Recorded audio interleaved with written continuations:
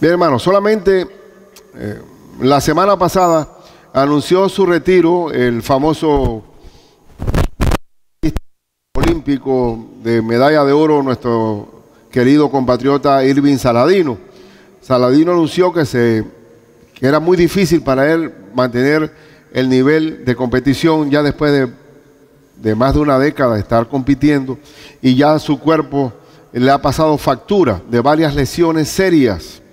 Y ser atleta implica una renunciación, un sacrificio para lograr el anhelo de tener una medalla, de tener una presea, un galardón, una recompensa, una carrera de éxito.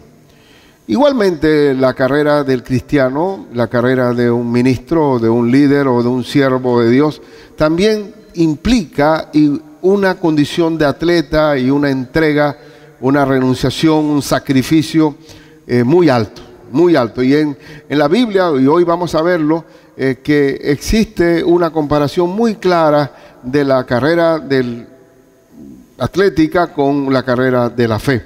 Solamente para sintonizarnos, búsquense primero a los Corintios.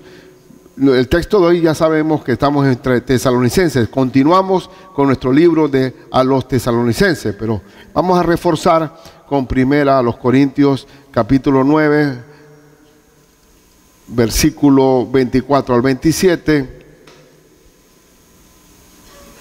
Dice: ¿no sabéis que los que corren en el estadio, todos a la verdad corren, pero uno solo se lleva el premio? Corred de tal manera que lo obtengáis. Todo aquel que lucha, de todo se abstiene. Ellos a la verdad para recibir una corona corruptible, pero nosotros una corona, una incorruptible. Así que yo de esta manera corro, no corro a la aventura, de esta manera peleo, no como quien golpea el aire, sino que golpeo mi cuerpo y lo pongo en servidumbre, no sea que habiendo sido heraldo para otros, yo mismo venga a ser eliminado.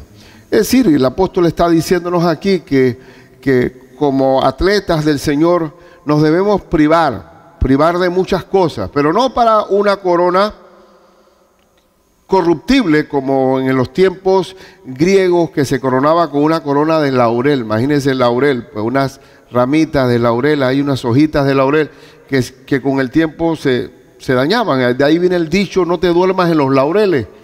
Mucha gente se ha quedado en las glorias pasadas y no se renueva. Igualmente, pero acá nosotros aspiramos a tener una corona incorruptible. Y el tema se titula precisamente la corona de gozo, la corona de gozo. Y aquí dice el apóstol que él golpeaba su cuerpo para que el cuerpo no viniera a dominarlo a él. Y así mismo te digo a ti, hermano, cuando vengan los domingos, te va a entrar a veces hay una enfermedad exclusiva de los cristianos, se llama delirium templis, da una especie de dolorcito, fatiga, un deseo, una renuencia a venir a la iglesia. Siempre da cuando hay cultos de oración, los viernes, solamente lo sufren los cristianos. Es la carne. Entonces, mi recomendación, como dice Pablo, golpea tu cuerpo, es decir, patéate y párate y ve, como dice el apóstol, no sea que después de haber sido heraldo, es decir, un anunciador del evangelio, venga yo mismo a ser descalificado, pero no descalificado en cuanto a salvación, es descalificado en cuanto a la aptitud de participar en la carrera. Así que y el atleta igual, el atleta tiene que pararse, correr, y ahí está el hombre en la mañana, temprano, parándose el boxeador y dando. Y dice Pablo que no como quien golpea al aire, porque hay en el boxeo lo que se llama la sombra, pelear con la sombra. Entonces, haciendo sombra, nosotros no hacemos sombra, estamos golpeando y vamos con un propósito, que el propósito es servir al Señor con un resultado maravilloso. Y todos vamos a aspirar a tener una corona o una recompensa de parte de Dios, porque todo lo que se haga para el Señor tendrá recompensa. Dice la Escritura que aquel que le brinda un vaso de agua fría, lo vamos a ver después, tendrá su recompensa. Así que usted, dice Cristo, háganse aseos, tesoros, ¿dónde?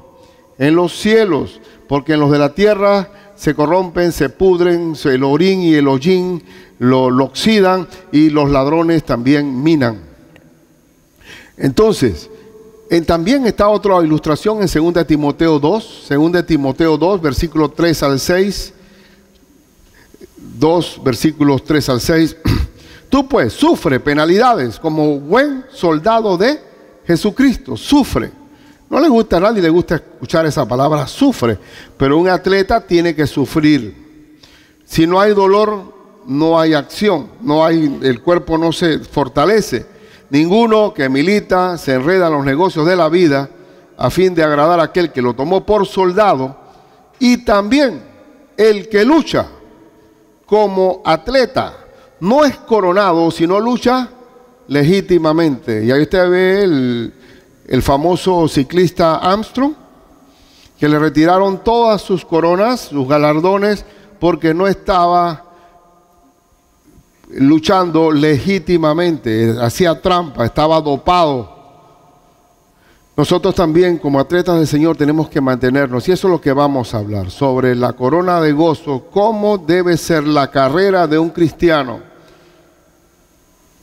poniendo la mira en el galardón, cómo debemos correr. Y en primer lugar, la carrera de un buen siervo de Dios debe ser continuamente ministrar la palabra de Dios.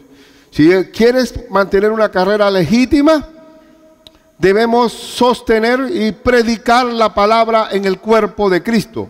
Lo que nutre al cuerpo es la palabra de Dios. Lo que hace crecer la planta de nuestra fe es la palabra de Dios. Por tanto, la carrera debe ser legítima si ministramos continuamente la palabra de Dios. Vamos a ver en Colosenses el versículo 13. Dice, por lo cual también nosotros, sin cesar, damos gracias a Dios de que cuando recibisteis la palabra de Dios que oísteis de nosotros, la recibisteis no como palabra de hombres, sino según es en verdad la palabra de Dios, que actúa, la cual actúa en vosotros los creyentes. ¿Qué es lo que actúa en nosotros los creyentes? ¿Qué es lo que actúa en nosotros los creyentes? La palabra de Dios.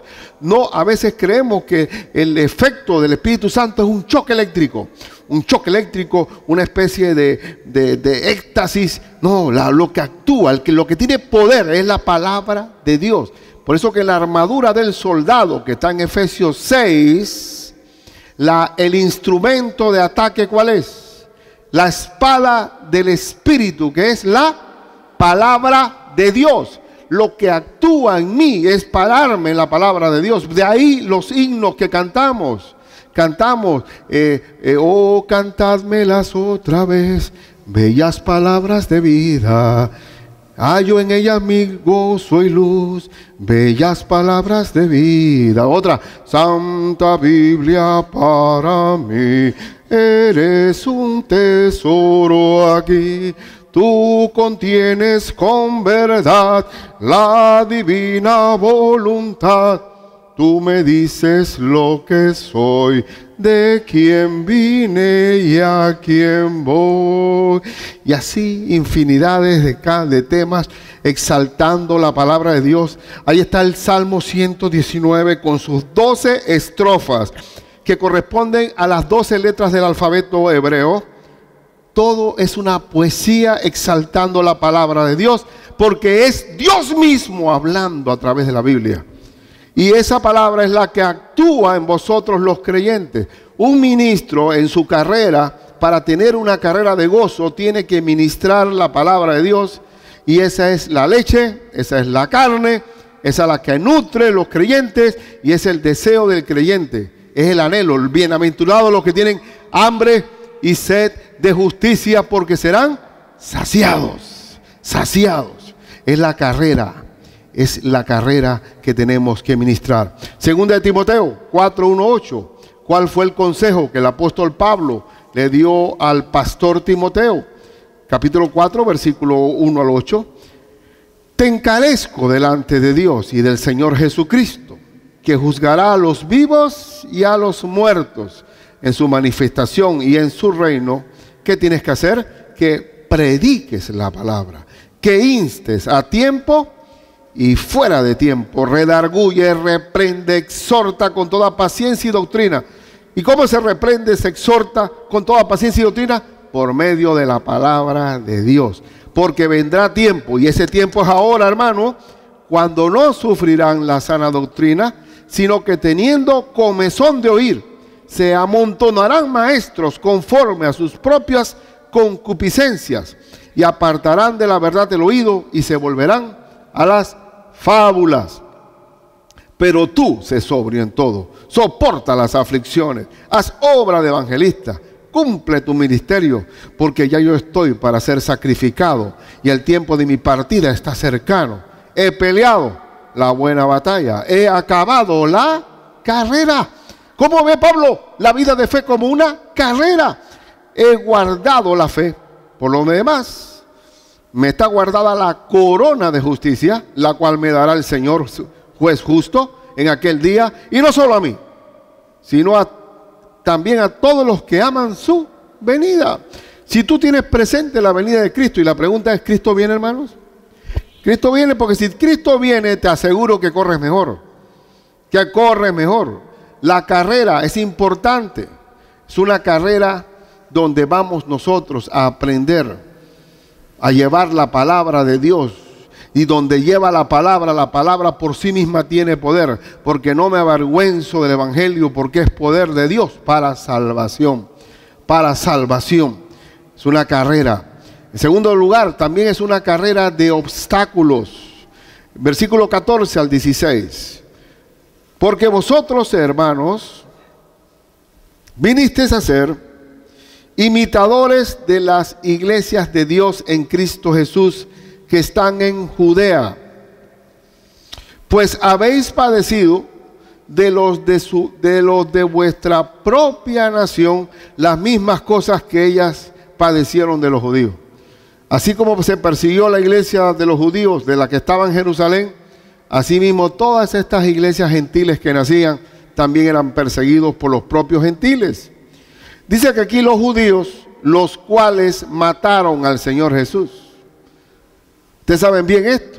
Cristo fue llevado ante los principales sacerdotes y fue crucificado. No lo podían crucificar ellos porque Roma gobernaba sobre Judea.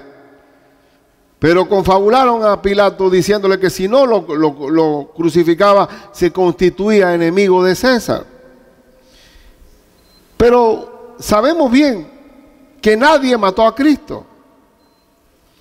Ni judíos, ni romanos, ni gentiles, ni griegos mataron a Cristo, porque el mismo Cristo dice, que nadie me quita mi vida, sino que yo mismo la pongo y la vuelvo a tomar.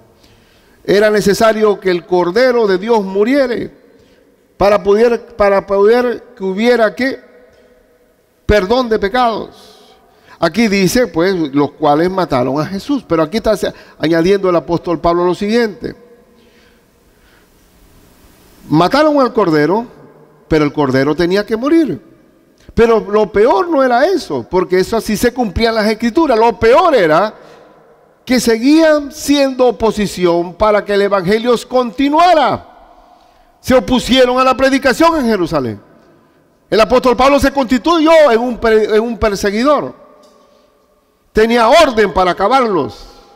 Y tuvieron que huir, y era necesario huir, porque Cristo les dijo que recibiréis poder cuando haya venido sobre vosotros, y me seréis testigos en toda Jerusalén, en Judea, en Samaria y hasta lo último de la tierra. Pero ¿qué hicieron ellos? Se apertrecharon en Jerusalén. No querían irse de ahí. Digo, no, hombre, si aquí estamos bien, tenemos nuestra mega iglesia aquí. Y el Señor que dice, bueno, o cumplen o no cumplen, o cumplen o cumplen. Y se desató la gran persecución. Y Pablo está diciendo, no conforme con el asunto de matar al Señor, sí se constituyeron en homicidas del Señor porque siguieron oponiéndose. Y dice aquí, los cuales mataron al Señor Jesús y a sus propios profetas, y a nosotros nos expulsaron y no agradan a Dios y se oponen a todos los hombres, impidiéndonos hablar a los gentiles para que éstos se salven. Así colman ellos siempre la medida de sus pecados, pues vino sobre ellos la ira hasta el extremo. ¿Qué significa la ira hasta el extremo? Ustedes saben bien que cuando Cristo entró en el pollino allá en Jerusalén, porque ellos esperaban un Mesías que entrara con un caballo blanco, y entró Cristo humildemente, manso y humilde, en un pollino, en un hijo de asna. Y ellos dicen, no hombre, ese no puede ser. ¿Y qué hizo? Cuando Cristo entró en Jerusalén, lloró, dice la Escritura. Lloró, ¿y qué dijo? Jerusalén, Jerusalén, ¿cuántas veces quise juntarte como la gallina junta sus polluelos y no quisiste? Y lloraba no solo por el rechazo, sino por lo que iba a venir posteriormente. Cuando él estaba llevando la cruz, las mujeres lloraban y le dijeron, ay, pobre hombre, cuántas cosas buenas hizo. Y sin embargo Cristo se voltea y les dice, no lloren por mí, lloren por sus hijos. Y desde el tiempo, ya en el año 70 después de Cristo, se da aquel sitio de Jerusalén, y el judío de ahí en adelante volvió el judío errante, nunca querido por nadie. Un judío que no ha encontrado paz nunca, porque rechazaron el príncipe de paz. Y se cumple lo que dice aquí, y vino sobre ellos la ira hasta el extremo. Y hoy por hoy tenemos el grupo Hamas tirando cohetes y misiles allá hacia Jerusalén. Y tenemos que orar por la paz de Jerusalén. Pero yo sé como cristiano que nunca va a haber paz de Jerusalén hasta que vean al traspasado venir y reconocerlo. Y va a haber un tiempo de Jerusalén, de Israel con Mesías. Y ese tiempo no va a estar la iglesia de Cristo. Va a ser un tiempo de Cristo contra el diablo, con el pueblo israelita. Pero no va a haber paz en Israel. Y cada vez que se saludan shalom, shalom, ese shalom quedará en saludo, porque va a ser muy difícil, porque el príncipe de paz es el único que da la paz. Es el único que da la paz. Y esta carrera de predicar el evangelio, que el apóstol Pablo se enfrentaba a los judíos, y así como nuestro hermano allá, Alexander, que está escondido para que no lo maten, un hombre que salió de aquí, que lo vimos aquí, lo despedimos de aquí, quieren siempre matar al Señor y su mensaje. Eso es inevitable. Demos gracias a Dios por Panamá. Nosotros tenemos que darle gracias a Dios por este país, porque este es un país que se decreta por ley, al igual que Costa Rica. Son dos países hermanos, y somos dos países que en verdad que ahí no yo... Los panameños piensan lo mejor de los ticos, de los pura vida, y los ticos de nosotros. Y cada uno en su área, estamos contentos y somos de los que menos emigramos. Pero la bendición de esos dos países se debe al evangelio del Señor Jesucristo. Pero nosotros no podemos encerrarnos en Jerusalén. Tenemos que de aquí bendecir al mundo entero. Bendecirlo, porque no podemos quedarnos con esta noticia para nosotros. Nada más. Y esta carrera de obstáculos que vamos a tener siempre, no tenemos que pensar por qué los obstáculos. Yo pienso que el corredor cristiano es maratonista, salta jabalina, salta 400, 100 metros y también salto con obstáculos. Es un atleta completo.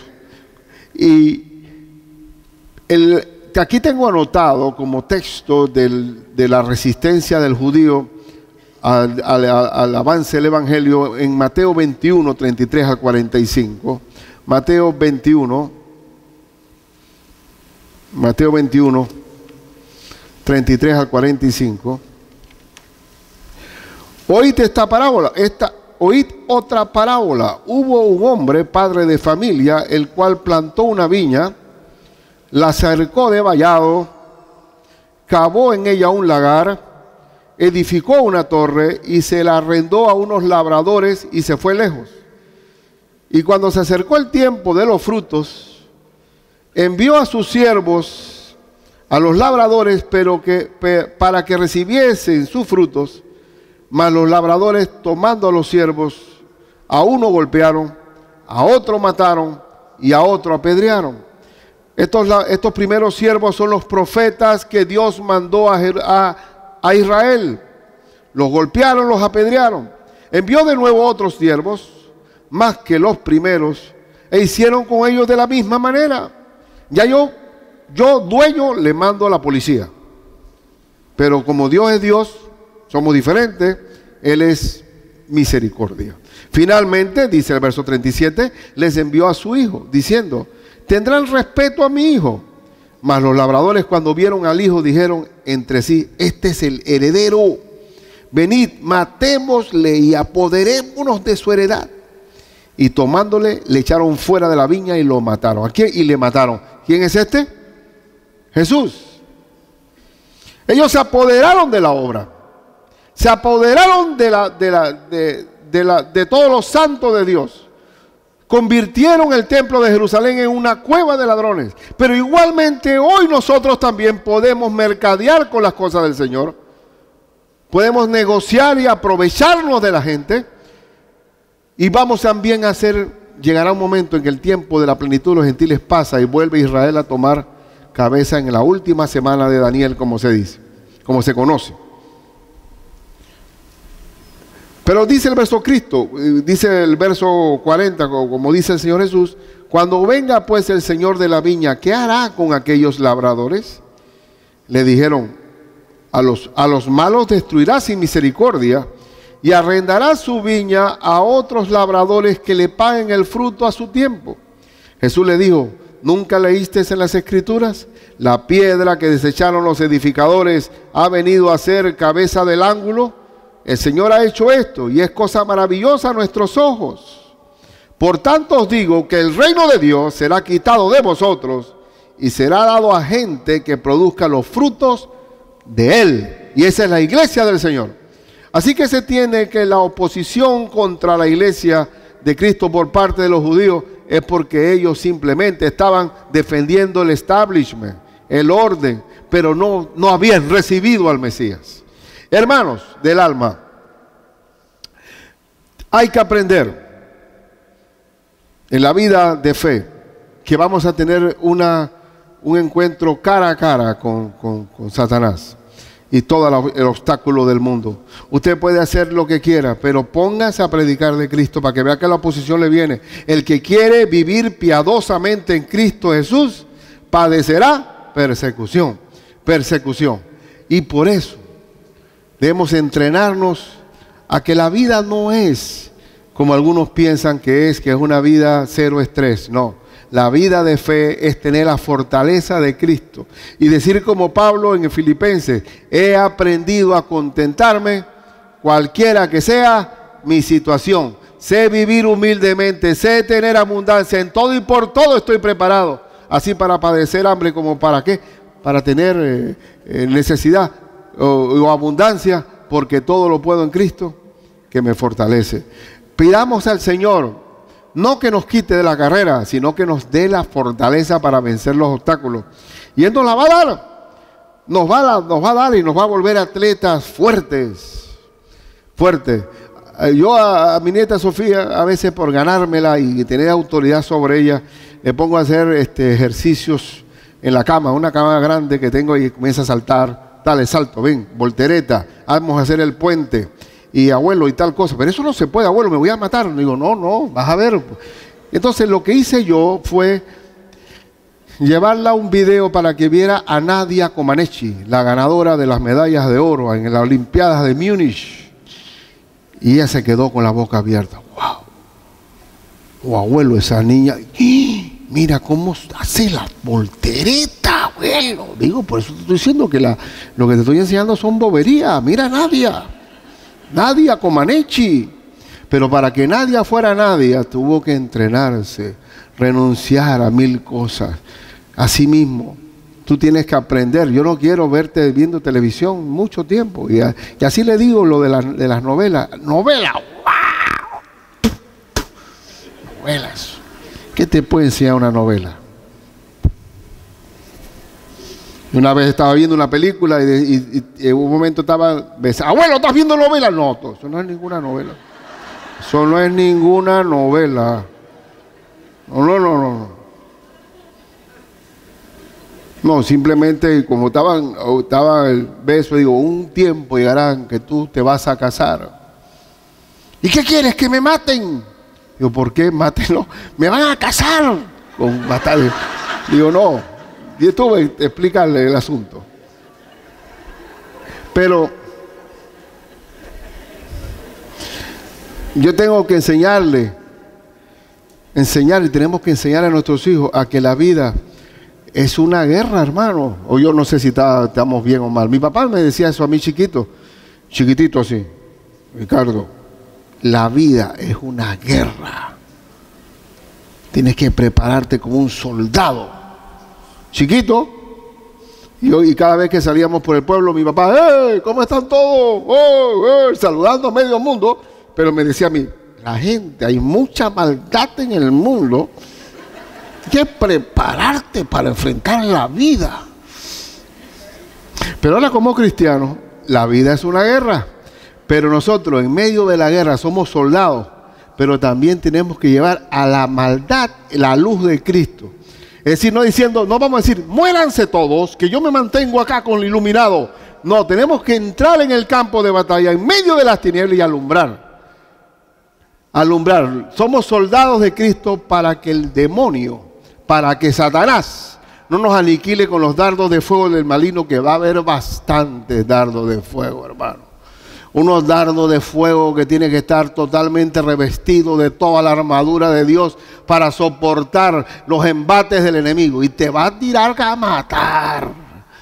Y lo único que puedes hacer para apagar esos dardos es poner el escudo de la fe. Todo lo que dice es mentira. Mentira, Dios dice esto. Escrito está, escrito está. Presentar el escudo de la fe y ahí mismo soltarla. Desenvainar la espada, porque vamos a tener lucha no contra sangre y carne, sino contra potestades, contra principados, contra huestes espirituales de maldad, gobernadores de las tinieblas de este siglo, huestes espirituales de maldad en las regiones celestes. ¿La vamos a combatir? Sí, vamos a combatir, hermano. No vaya a pensar que esta semana no va a pasar nada. No, usted es un hombre de Dios y el diablo lo odia. Y ahora no le vamos a tener temor al diablo, hermano, porque dice, resistid al diablo, acercaos a Dios, resistid al diablo, y el diablo, ¿qué? Huirá de vosotros. Donde el perfecto amor echa fuera el temor. Y cada vez que oro al Señor y la puerta del miedo está tocándome en mi puerta, y le digo a Cristo, ábrele tú, Señor. Y el Cristo abre por la fe. ¿Quién fue? No era nadie. No era nadie. Porque así es. Tenemos que aprender a saber que no entremos. No entremos. Yo le decía a Richie, no me pongan al niña de que la princesa. ¿Qué princesa de qué? El príncipe aquí es Cristo. El único que tiene aquí señorío es Cristo. Los demás somos súbditos y siervos para que la fortaleza del rey esté con nosotros. ¿Dónde estamos? Vamos a leer Hechos 20, 18 al 24, porque para que vean que el apóstol Pablo, Hechos 20, que es un discurso, el discurso de Mileto, el discurso de Pablo en Mileto, que dice Hechos 20, 18, dice, cuando vinieron a él les dijo, vosotros sabéis cómo me he comportado entre vosotros todo el tiempo, desde el primer día que entré en Asia, sirviendo al Señor con toda humildad y con muchas ¿qué? Lágrimas y pruebas que me han venido por las acechanzas ¿de quién? De los judíos. Y como nada que fuese útil he rehuido de anunciaros y enseñaros públicamente y por las casas, testificando a judíos y a gentiles acerca del arrepentimiento para con Dios y de la fe en nuestro Señor Jesucristo. Ahora, he aquí ligado yo en espíritu, voy a Jerusalén, sin saber lo que allá me ha de acontecer, salvo que el Espíritu Santo, por todas las ciudades, me da testimonio diciendo que me esperan, ¿qué? Prisiones y tribulaciones. Pero de ninguna cosa hago caso, ni estimo preciosa mi vida para mí mismo, con tal que acabe, ¿qué? Mi carrera. Y quítense de la idea, hermano, que la vida es nosotros terrenalmente tenemos el enfoque en la jubilación. No. Quítese eso, la jubilación inclusive. Perdóname, Señor. No, yo no sé si estoy haciéndolo bien o mal, pero para mí la jubilación es diabólica. Y te voy a decir por qué. Porque no esperemos que la vida termine cuando ya tengo cierta edad y dice el diablo, ya estás archivado. Ya tú no vales, ahí tú mereces la mecedora.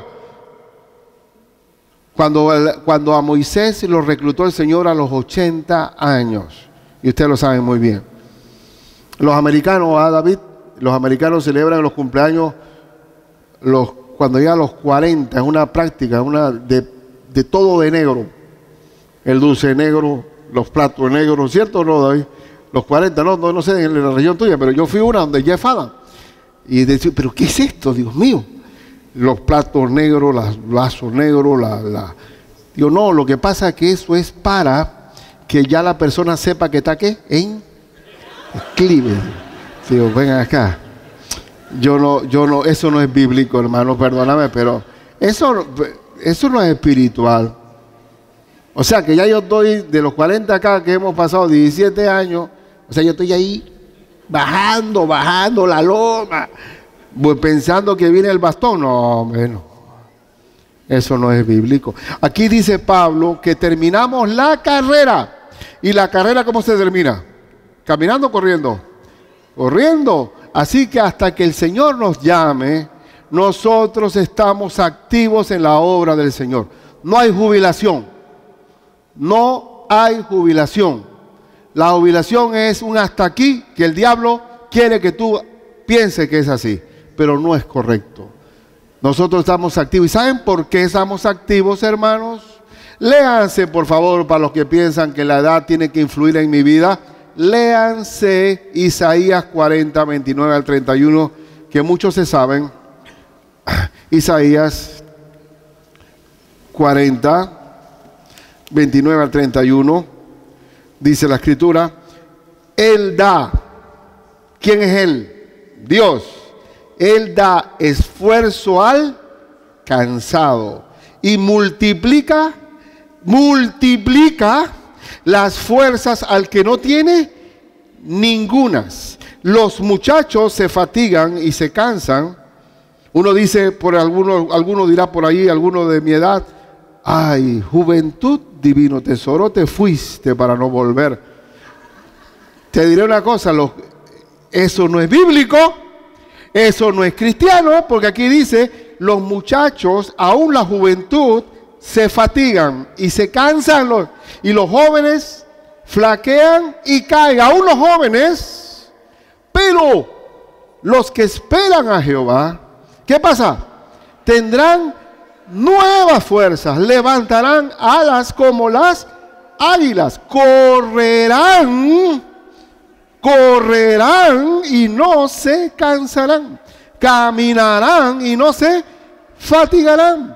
No tenemos que ver con el sistema jubilatorio. No piense y no vaya contando los días de la jubilación como un preso allá, que cuando voy a salir de la cárcel. Viva su día, extienda las fuerzas, porque las fuerzas nuestras no vienen de nosotros, sino de Dios. Así que eso de juventud, divino tesoro, como dijo el poeta, no es aplicable a nosotros. Te fuiste para no volver, porque tenemos la vitalidad que da ¿quién? El Espíritu Santo. No necesitamos la juventud, porque nuestra fuerza no viene de nosotros, sino de Dios. Estaba comentando entre los matrimonios y decían los matrimonios, muchas cosas dependen de la fuerza de voluntad. Es cierto, puedes pararte a las 5 de la mañana y mantienes la casa limpia y el carro al día y todo perfectamente ordenado, pero la fuerza la da Dios. Si tú no te apoyas en Dios, eres una laptop desconectada. Y quiere decir que la energía va a estar activa un rato, pero va a quedar down en un momento dado. Pero el que está conectado directamente en la fuente del Señor tendrá nuevas fuerzas. Por eso que el apóstol Pablo dice, no me importa la oposición que haya, los judíos por allá, las lágrimas que dio, pero la fuerza la da Dios. Por eso que el Señor le dijo a Pablo, yo te voy a dejar ese aguijón ahí, porque bástate mi gracia, porque mi poder se perfecciona en tu debilidad. En tu debilidad. Así que es posible. No habíamos terminado la lectura, ¿verdad? Estaba por el versículo, el 24. Pero de ninguna cosa hago caso, ni estimo preciosa mi vida para mí mismo, con tal que acabe mi carrera como. ¿Cómo va a terminar la carrera? Como un vejestorio. Con gozo. Por eso se llama este tema la corona de gozo. Y el ministerio que recibí del Señor, para dar testimonio del evangelio de la gracia de Dios. Es una carrera que requiere la fuerza de Dios, requiere la fuerza del impulso del Espíritu Santo. Y mírelo como una carrera para que no termine jubilado, para que termine corriendo, para que termine corriendo. ¿Es una carrera de obstáculos? Sí, es una carrera de obstáculos. Y vamos a la última parte. Es una carrera que al final de la misma Dios va a premiarnos, va a galardonarnos. El versículo 17 al 20. Pero nosotros, hermanos, separados de vosotros por un poco de tiempo, de vista pero no de corazón, tanto más procuramos con mucho deseo ver vuestro rostro. Por lo cual quisimos ir a vosotros, yo, Pablo, ciertamente, una y otra vez, pero Satanás nos estorbó. Y eso lo había comentado la vez pasada, que gracias al estorbo de Satanás, tenemos nosotros primera de los tesalonicenses y segunda de los tesalonicenses. Así que, qué bendición el estorbo del diablo, ¿no? Pero no vamos a hablar sobre lo mismo. Porque ¿cuál es nuestra esperanza? O gozo, o corona de que me gloríe. ¿Cuál es mi corona? ¿No lo sois vosotros delante de nuestro Señor Jesús en su venida? Vosotros sois nuestra gloria y gozo. Una de las cosas más grandes de ministrar la palabra es que el galardón que viene del mismo Dios, y lo podemos anhelar, es una carrera que implica un término y también un galardón, En Estados Unidos existe lo que se llama, no sé dónde que está, aquel monumento al soldado desconocido, está en Arlington. ¿Dónde está esa? Arlington, ¿verdad? Soldado desconocido. Esto está muy bonito eso, porque el soldado desconocido está en varios lugares. Pero es para darle un homenaje a un soldado heroico que no lo conocemos el nombre. Pero ¿usted cree que con el Señor se va a pasar un nombre de alguien? Cuando el nombre de Simón de Cirene está registrado ahí, aunque llevó a la fuerza a la cruz. Que el nombre de María está registrado con aquella mujer que derramó el perfume de nardo puro sobre Cristo. Toda persona que haga algo en el nombre de Cristo y para su gloria va a recibir recompensa y galardón. Toda persona, no hay soldado desconocido. Siempre se habla de los generales, Patton, MacArthur, Alejandro Magno, todos los nombres. El soldado raso nadie lo conoce, mi hermano. Pero con Cristo no hay soldado raso. Todos vamos a tener mérito, bendito sea el Señor. Nada, todo lo que hagas para Él lo tiene ahí. Hay gente que se mata por, me voy despidiendo para que salga del legislador fulano de tal. Salió y se olvidó de mí. ¿Cuánta gente se ha matado por otro? Y nada. Están en el trabajo haciendo cámara para que lo estén viendo, para que un aumentito de sueldo o algo. Pero con Cristo no va a pasar eso. Él conoce a cada soldado de su regimiento. Él lo conoce. Es diferente a Patton, el famoso general de los tanques de guerra de la Segunda Guerra Mundial, bárbaro. Dice que era el general sangre y agallas. Hasta que una vez un soldado le preguntó, ¿usted qué piensa de eso, general, sangre y agallas? Bueno, sí, él tiene agallas, pero el que pone la sangre somos nosotros.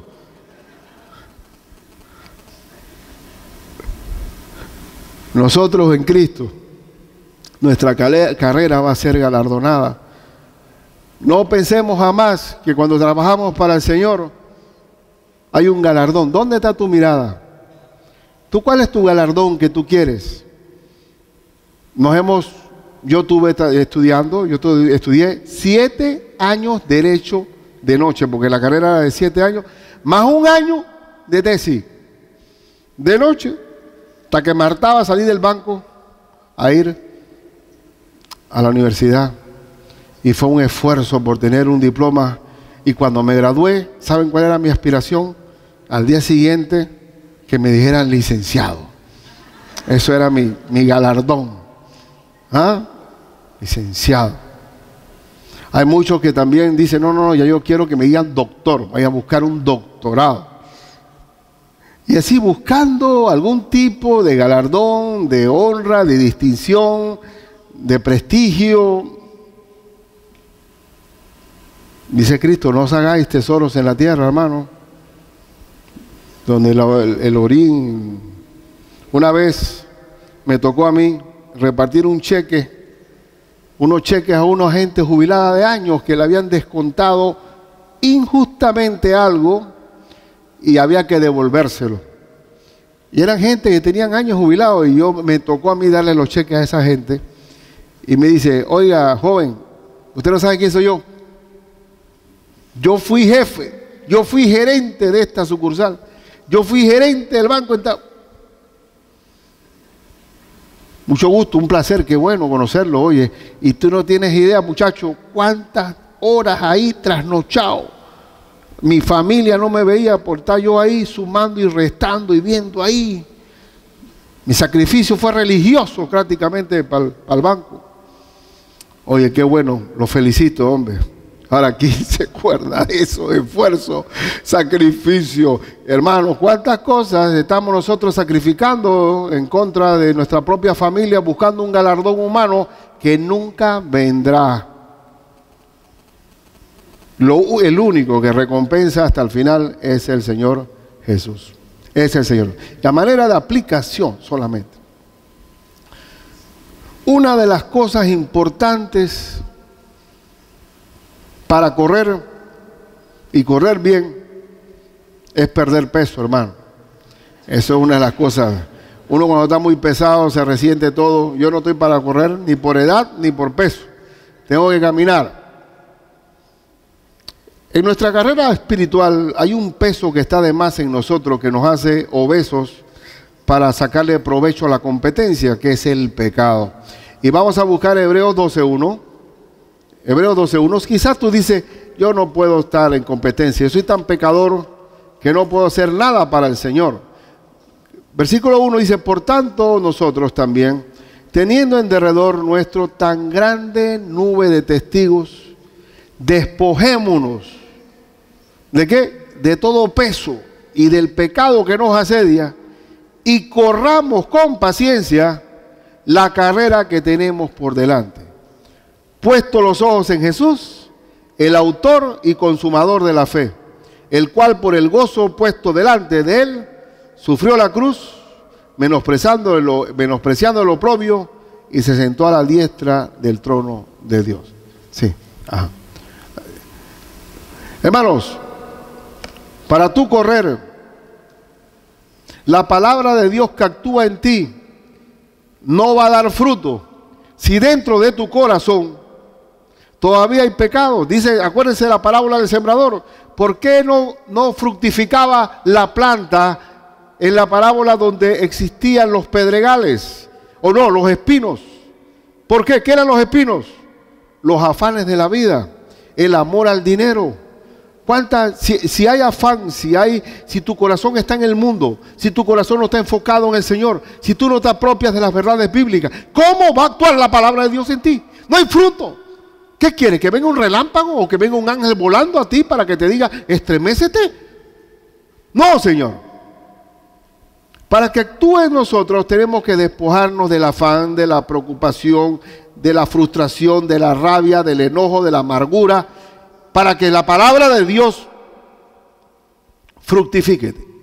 Yo te invito hoy a que nos limpiemos de todo peso del pecado y te sumes a la carrera, porque así, gordo de pecado, no puedes correr.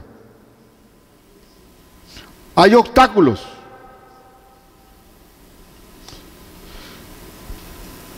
Y yo no dudo, porque ya una vez nos quitamos el peso del pecado, ya nada más podemos correr con un pantaloncito de esos livianitos y unas de esas zapatillas ultra livianas de correr.